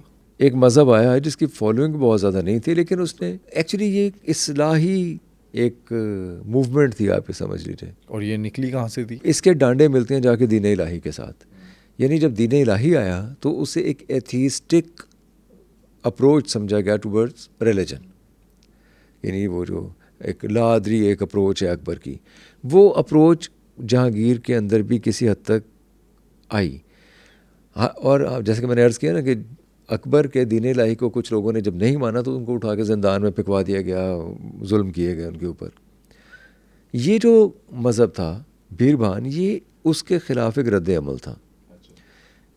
یہ ایک خدا پہ یقین رکھتے تھے، ان کے زیادہ تر جو پرنسپلس تھے وہ اسلامک ہی تھے، لیکن کچھ پروناؤنسمنٹس کے ساتھ وہ پروناؤنس یہ کرتے تھے کہ موسیقی ان کے نزدیک حرام ہے، میٹھا پان کھانا، خوشبو لگانا حرام ہے، حرام کہہ لیں یا کم از کم اپنے فالوورز کو کہتے تھے کہ آپ یہ نہ کریں۔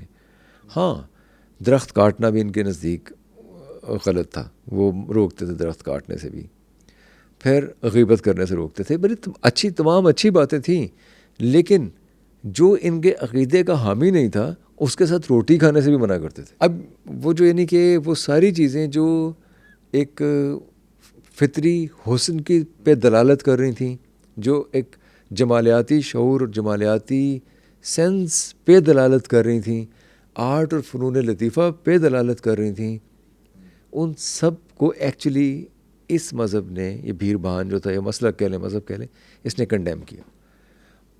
لیکن اس کے خطرناک پہلو یہ تھا کہ یہ لوگوں کو اس طرح سے تیار کرتے تھے کہ ان کے اندر بھی سم ہو ایک ملیٹنسی تھی۔ کچھ امیر لوگ، وہ ہندو بھی تھے اور مسلمان بھی تھے، وہ انہیں سپورٹ کرتے تھے اور ان کے ذریعے کچھ لوگوں کو قتل بھی کروایا کرتے تھے۔ میرے پاس سند نہیں ہے، لیکن فرید خان کی فیملی کو، فرید خان کے خاندان کو، فرید خان جو بڑا اہم رکن تھا ان کے، یا رستم جو اس کا بیٹا تھا، اس کے خاندان کو اس مذہب کے لوگوں نے ہی قتل کروایا تھا. اور جہانگیر کا کیا ریئیکشن تھا اس پر؟ فرید خان اور رستم اس کے خاندان کو قتل کروانے والے اس مذہب کے پروردہ تھے، لیکن اکبر نے فرید خان کو اور رستم کو زندان میں ڈلوا دیا تھا کیونکہ وہ دین الہی کو نہیں مان رہے تھے. جہانگیر نے آ کے ان دونوں کو باہر نکالا اور پروٹیکشن دی، ان کی جائیداد واپس کی، انہیں جنگوں میں استعمال بھی کیا، ان کی بہت آؤ بھگت بھی کی، بہت زیادہ پھر یہ بھی کہا جاتا ہے کہ رستم نے ان تمام لوگوں کو، عبد الرحیم خانِ خانہ یعنی کہ جو ابو الفضل کے بیٹے تھے، وہ جانتے تھے کہ اس کے خاندان کو کس نے قتل کیے. انہوں نے بتایا کہ وہ 6 لوگ کون تھے اور 2 کی ٹولیوں میں کہاں بیٹھے ہوئے، کہاں بسے ہوئے، چھپ کے بیٹھے. وہ رستم کو بتایا. رستم نے شاہ جہان کی مدد سے ان لوگوں کو قتل کیا. جہانگیر ایتھیسٹ تھا سم ہاؤ، کیونکہ ہمیں کہیں اس کے کوئی مذہبی میلان کہیں نظر نہیں آتا. مطلب وہ مذہب کو جیسے تمام حکمران استعمال کرتے ہیں، وہ بھی مذہب کو استعمال کرتا تھا.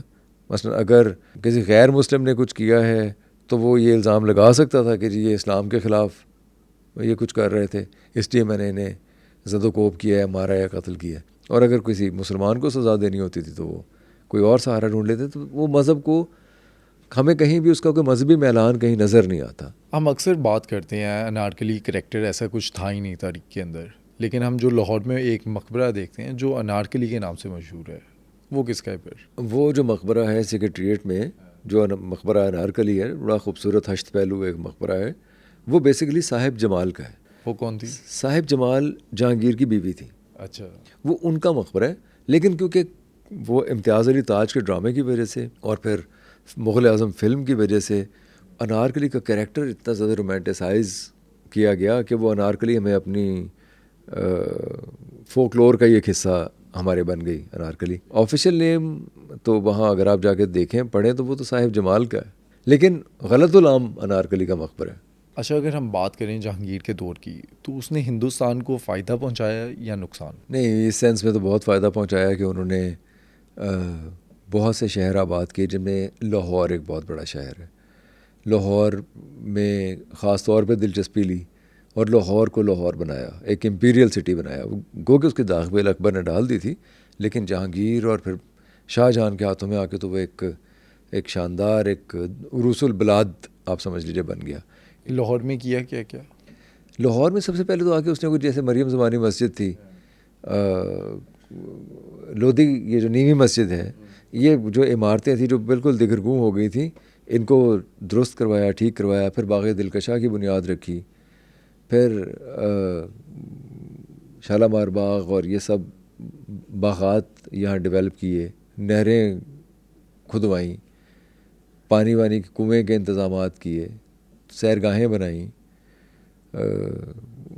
فورٹ کے اندر ڈیولپمنٹ کی. جہانگیر کا عہد اس لحاظ سے تو بہت ضروری. اور پھر یہی نہیں کیا، آگرہ میں کام کیا، بہار میں کیا، الہ آباد میں کیا، دہلی میں کیا. تو وہ جو کنسٹرکشن کی جہاں تک بات ہے یا فنون لطیفہ کی بات ہے یا آنے والی نسلوں کے لیے جو اس نے تصویری خاکے بنا کے رکھے ہوئے ہیں، جو کہ بہت بڑا کارنامہ ہوتا ہے جب کیمرے نہیں تھے اس زمانے، تو وہ ترویج بہت زیادہ جہانگیر نے کی. پھر جہانگیر کے دور میں ہمیں کوئی ایسا باغی نظر نہیں آتا کہ جس نے اس طرح سر اٹھایا ہو کہ لوگوں کے اوپر بہت ظلم ڈھائے ہوں، بلکہ بعد میں آنے والوں میں ہمیں پھر نظر آتا ہے کہ جیسے نادر شاہ نے حملہ کر دیا، عبدالی کا حملہ ہو گیا، گکھڑوں نے سر اٹھا لیا، راجپوتوں کی لڑائیاں ہو گئیں، افغان آ گئے اور انہوں نے جس طرح سے لوٹ کھسوٹ کی، وہ ہمیں جہانگیر کے دور میں کوئی ایسا انویژن نظر نہیں آتا. جہانگیر کے پاس کوہ نور تھا؟ ہاں، جہانگیر کے دور میں تھا کوہ نور. اور جہانگیر کو اس کی ویلیو پتہ تھی؟ ایکچولی مغل کوہ نور میں کو بہت دلچسپی رکھتے نہیں تھے. مغل جو ہیں وہ کوہ نور کی بجائے روبی کو زیادہ پسند کرتے تھے. وجہ کیا تھی؟ وجہ یہ تھی کہ تو کوہ نور تھا گندا تھا، مطلب وہ ان کٹ تھا، اس وقت بڑا سا تھا جیسے انڈے کی طرح کا، اور وہ بہت چمکدار بھی نہیں تھا. وہ تو بعد میں سے جب کاٹا واٹا گیا پھر اس کے اندر کوئی وہ چمک کے آثار پیدا ہوئے. لیکن ہاں، وہ اس لیے امپورٹنٹ تھا کہ اس کی ورتھ تھی بہت زیادہ، وہ قیمتی تھا. اچھا، اگر ہم جہانگیر کے دور میں برٹش امپائر اور مغل امپائر کا کمپیریزن کریں کون سی زیادہ وزڈم وائز جو ہے وہ اسٹرانگ تھی؟ دیکھیں اس زمانے میں رینیساں ہو رہا تھا انگلینڈ میں، اور کوئین الزبتھ کی حکومت جو ہے وہ ختم ہو رہی تھی. کوئین الزبتھ کا جو دور تھا وہ بہت رچ دور تھا انگلینڈ کے اندر. انگلینڈ گاہے گاہے ایکسپینشنزم کی طرف جا رہا تھا، انڈسٹریلزم کی طرف جا رہا تھا، کانسٹیٹیوشنلزم کی طرف جا رہا تھا. وہاں چارلز آنے والے وقت میں جہانگیر کے بعد کچھ عرصہ بعد 1680 وغیرہ میں چارلز کو قتل بھی کیا گیا، ان کے کنگ کو. کرومویل کو قبر سے نکال کے پوسٹھیومسلی پھانسی بھی دی گئی، الٹا ٹانگ دیا گیا. پارلیمنٹیرینزم کی طرف انگلینڈ جا رہا تھا، جبکہ جو ہمارا ہندوستان ہے وہ خالصتاً بادشاہت کے اندر پھنسا ہوا تھا. تو ایک تو یہ بہت بڑا فرق تھا جو یہ نہیں کہ سب کچھ وہاں آ گیا تھا، وہ سب کچھ بعد میں ہوا انگلینڈ کے اندر. سفرگیٹ موومنٹ کا چلنا، عورتوں کے ان کے رائٹس کا ملنا، ووٹنگ رائٹس کا ملنا، انڈسٹریل ایگزیبیشن کا ہونا، دوسری موومنٹ سے، میتھڈسٹ موومنٹ سے، چارٹسٹ موومنٹ سے، یا لاز کا بننا انگلینڈ کے اندر. لیکن اس کی داغ بیل، جیسے کہ اگر ہم لٹریری حوالے سے دیکھیں تو ہمیں جان ملٹن آ چکا تھا، جان ملٹن کی پیراڈائز لاسٹ آ چکی تھی. پارلیمنٹیرینزم کی طرف وہ جا رہے تھے. ہمارے ہاں بادشاہت تھی، ون مین رول تھا، بس بادشاہ کی سیوا میں پورا ہندوستان لگا ہوا ہے ان کی خدمت کرنے کے لیے. وہی کچھ نیچے راجوں مہاراجوں کے ساتھ ہو رہا تھا، ان کی سیوا ہی ہو رہی تھی. ہم سب لوگ پورا ہندوستان سیوا کرنے کے لیے لگا ہوا تھا ایک بندے کی. وہ واسطے کڑیاں لبو، وہ واسطے چنگیاں شراباں لبو، وہ واسطے کہ اس کی راحت کے لیے انہوں آنا کی میں، انہوں بٹھانا کی میں. یہی کچھ ہو رہا تھا یہاں. جہانگیر کو قید کیوں کیا تھا محبت خان نے؟ محبت خان ایکچولی ناراض تھا نور جہاں سے. کس وجہ سے؟ اس لیے کہ محبت خان کو اور نقیب خان کو، خاص طور پہ محبت خان کو ہٹانا چاہتی تھی راستے میں سے، شہریار کے راستے میں سے نور جہاں. تو ایک تو نور جہاں نے جہانگیر کے کان بھرے کہ اس کو بنگال بھیج دیا جائے اور سپاہ لے لی جائے، اور اسے کہا جائے آپ گورنر بن جاؤ بنگال کے. سپاہ سالار ہونا زیادہ پریسٹیجیس تھا. وہ سپاہ سالار تھا اور کابل کی مہم میں تھا. اسے وہاں سے انہوں نے نکال کے بھیج دیا گورنر بنا کے بنگال. اور بنگال ایک دور افتادہ علاقہ تھا اور وہاں وہ ہٹا دینا چاہ رہی تھی اس کو وہاں سے. اس کے ساتھ تھا پرویز کو اور محبت خان کو ایک تو علیحدہ علیحدہ کرنا مقصد تھا، دوسرا محبت خان سے سپاہ سالاری لے لینا، واپس لے لینا ایک مقصد تھا. پرویز کو دور بھیج دینا تھا ایک دوسرے سے. تو وہ کامیاب ہو گئی سارا کچھ کرنے میں. لیکن اگر وہ اس پہ اکتفا کرتی تو ہو سکتا ہے معاملہ ٹھیک رہتا. اس نے محبت خان پہ الزام لگایا کہ تم نے جو اپنے بیٹی کی شادی وہ نقشبندی صاحب کے بیٹے سے طے کی ہے، اس میں تم نے جہانگیر بادشاہ سے پوچھا نہیں. کیونکہ جو ایلیٹ ہوا کرتی تھی اس زمانے میں، دربار کی جو اشرافیہ تھی، اگر وہ کہیں شادی وادی کرنا چاہتے تھے تو بادشاہ کی مرضی سے کرنی ہوتی تھی. یہ تھا ایک نارم تھی، ایک وہ تھی. تو اس نے کہا جی آپ نے پوچھا نہیں. وہ سمجھ گیا کہ ایکچولی بادشاہ جہانگیر کو کوئی مسئلہ نہیں ہے، مسئلہ نور جہاں کو ہے کہ وہ کوئی اسکور سیٹل کر رہی ہے میرے ساتھ. پھر اس نے اس کے اوپر کرپشن کے الزام لگا دیا کہ تو نے جو مال غنیمت اکٹھا کیا تھا جب تو سپاہ سالار تھا، اس کا حساب دے. اس کو پرویز کی طرف سے ایک پیغام ملتا ہے. کیا پیغام؟ پیغام یہ ملتا ہے کہ میں 6000 افغانوں کا لشکر آپ کے لیے بھیج رہا ہوں، آپ کسی طریقے سے اس سے جان چھڑوائیں نور جہاں سے. کیونکہ کشمیر سے کابل جا رہا ہے بادشاہ جہانگیر، تو راستے میں اب بادشاہ جہانگیر کو اغوا کر لیں تاکہ اس کی ان دونوں سے، آصف خان سے اور نور جہاں سے، جان چھوٹ جائے. پھر ہم اس سے پوچھیں کہ اس کا مائنڈ ہے کیا. پھر تو وہ ایکچولی یہ ہوا کہ راستے میں یہ شامل ہو گیا جا کے ان کے ساتھ. آصف خان نے بیوقوفی یہ کی کہ اٹک کے پار اتر گیا، نور جہاں بھی اٹک کے پار چلی گئی. دریا کے جہانگیر کو انہوں نے بڑے ہی اپنے حفاظتی تحویل میں لے لیا، حفاظتی تحویل میں لے کے اس کو بٹھا دیا ہاتھی پہ. اور جس سے یہ لگا کہ جیسے وہ شکار کھیلنے جا رہے ہیں، یہ بھی یہی سمجھی کہ شکار کھیلنے جا رہا ہے. یہ اٹک کے پار چلی گئی کہ آ ہی جائے گا. لیکن وہ اٹک کے پار جانے سے پتہ چلا کہ وہ پیچھے تو شاہی قافلے کو گھیر لیا گھڑ سواروں نے محبت خان کے. اب اس نے وہاں سے تیر شیر پر کوشش کی وہاں سے دوبارہ آنے کی، بلکہ شہریار کی ایک بیٹی بھی اس کے بازو پہ تھی، اس کی گود میں اٹھائی ہوئی تھی. اس نے جب وہ پار کرنے کی کوشش کر رہی تھی، اور کہتے ہیں مورخین کہ وہ تیر بھی یا اس کی بیٹی کو لگا شہریار کی، یا اس کی خادمہ کو لگا، کہ کسی کو تیر لگا پہلے، جس کی وجہ سے کیونکہ تیر برسائے جا رہے تو واپس چلی گئی. لیکن ایونچولی وہ ڈپلومیٹکلی وہ سب لوگ دوبارہ اکٹھے ہوئے اور شاہ جہان کی طرف سے کچھ کمک بھیجی گئی شاہی خاندان کے لیے، جس نے کہ محبت خان کو کمزور کر دیا اور محبت خان بڑے آرام سے واپس چلا گیا. اور جہانگیر نے بھی یہ دیکھا کہ میرے احکامات تو سارے کے سارے مان رہا ہے، کیونکہ اس نے کہا تھا تم ذرا ہمارے قافلے کے آگے چلو. تو وہ ایک سارٹ آف جو ہے نا قابو کرنے والا اور اغوا کرنے والا، وہ ایک حفاظتی تحویل میں لینا اور نہ لینا اور اپنی طاقت کا اظہار کرنا گھڑ سواروں کے ذریعے سے، لیکن کسی نے کسی کو گزند پہنچایا نہیں تھا. اور یہ کتنے وقت کے لیے لیا تھا؟ یہ اس میں 2-3 مہینے کا وقت ہے کہ جس میں، کیونکہ وہ پڑاؤ کیا ہوا تھا نا، وہ پڑاؤ ایکچولی ختم کر کے آگے جانا تھا، تو وہ پڑاؤ کو لیٹ کر دیا تھوڑا سا، بس یہ ہوا. یہ واضح طور پہ نہ محبت خان نے آ کے کہا کہ میں نے کو بغاوت کر دی ہے، میں بادشاہ کا چل نکل لیتا ہوں، اس نے بھی کچھ ایسا نہیں کیا، یا اس نے نور جہاں کو بھی کوئی ایسے کو برا بھلا نہیں کہا. یا نور، یہ ایک ڈپلومیٹکلی یہ سارا کچھ طے ہوا. نور جہاں خود واپس آ کے آصف خان کے ساتھ پھر وہ جہانگیر کے پاس، پھر ان کا رویہ دیکھا کہ کیا ہے. بیلنس ہوتا ہے نا، طاقت کا توازن جو تھا وہ چلا گیا محبت خان کے پاس.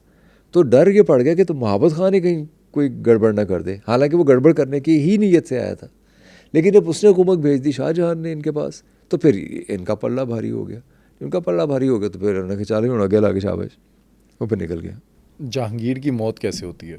جب دکن کی مہم چل رہی تھی تو جہانگیر شاہ جہان کے پیچھے گیا لشکر لے کے احمد آباد میں ایک وبا پھوٹ پڑی، جس سے کہ پھوڑے پھنسیاں اور چھالے نکل آتے تھے گرمی کی وجہ سے. جہانگیر سے گرمی برداشت نہیں ہوتی تھی، اس لیے وہ پرفضا مقام ڈھونڈتا رہتا تھا. وہ جو چھالے والے نکلے اس کے، وہ اس سے بہت زیادہ بددل ہوا، اس کو احمد آباد پسند بھی نہیں آیا تھا بہت زیادہ.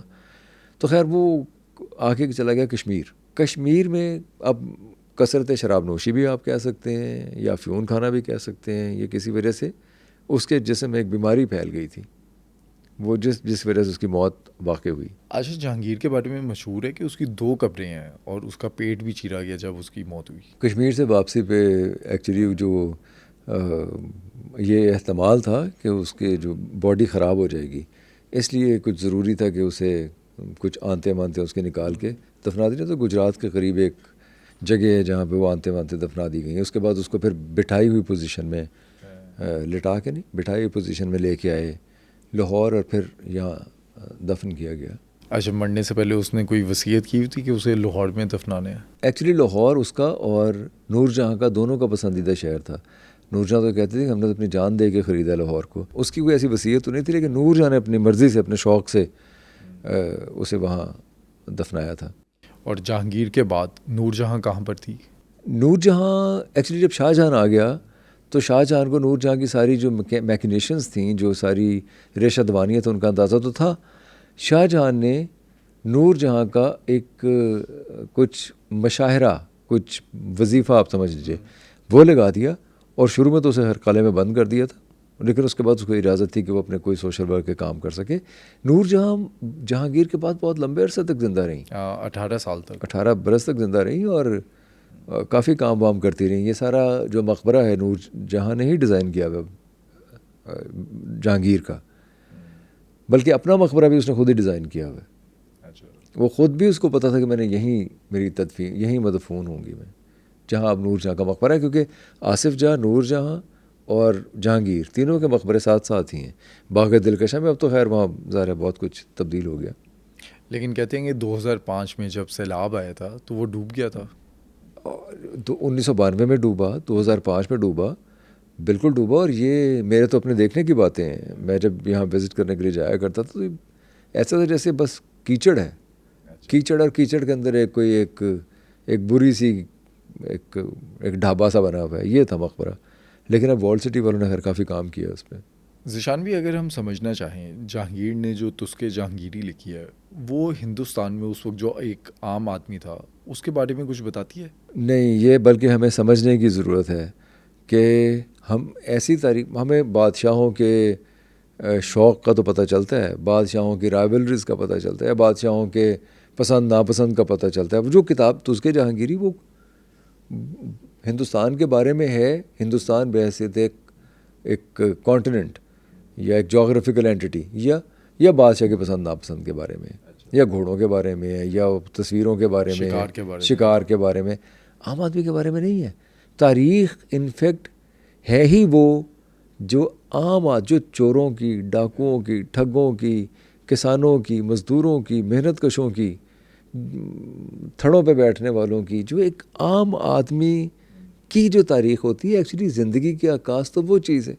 تو بادشاہ جو لکھتے ہیں یا لکھواتے ہیں ان پہ ٹرسٹ نہیں کیا جا سکتا، اور وہ عام آدمی کا احاطہ بھی نہیں کرتی۔ ذیشان بھی اکثر ہمیں لوگ کہتے ہیں کہ آپ جو گزر چکے وقت اس کے اوپر بات کرتے ہیں، لیکن اگر میں آپ سے سمجھنا چاہوں جو آپ اس پوڈ کاسٹ میں باتیں کر رہے ہیں، آپ کے لیے اس کا کیا مقصد ہے؟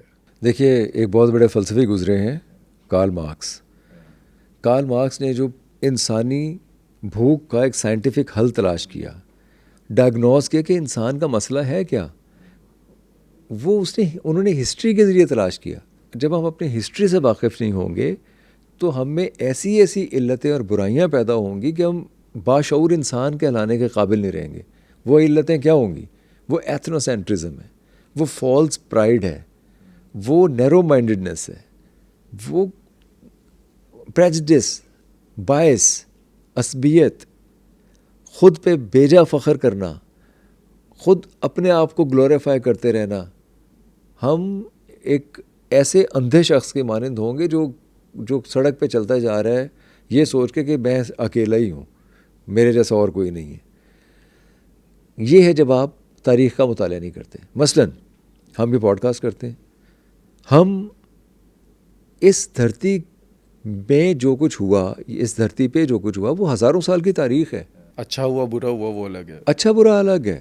یہاں دسیوں مذاہب آئے، یہاں بہت سے مسلک آئے، یہاں بہت سے حکمران آئے، یہاں بہت سی تبدیلیاں آئیں، انقلابات آئے، یہاں بہت سے خیالات پروان چڑھے، یہاں سے گریک نے استفادہ کیا، یہاں سے عربوں نے استفادہ کیا یہاں کے خیالات سے۔